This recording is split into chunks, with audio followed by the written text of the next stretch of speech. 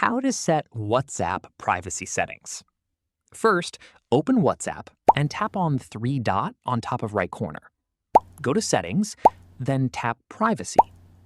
Start with Last Seen and Online.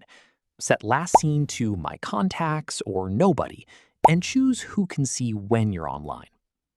Next, tap Profile Photo, About, and Status. You can choose Everyone, My Contacts Accept, or Nobody, depending on who you want to share your information with. After that, go back to Settings, tap Account, then two-step verification, and enable it by creating a 6-digit PIN. This adds an extra layer of protection to your WhatsApp account. That's it. These simple privacy settings can make your WhatsApp account much more secure and give you better control over your personal information. If this tutorial helped, don't forget to like this video and subscribe for more WhatsApp tips, privacy guides, and easy tech tutorials.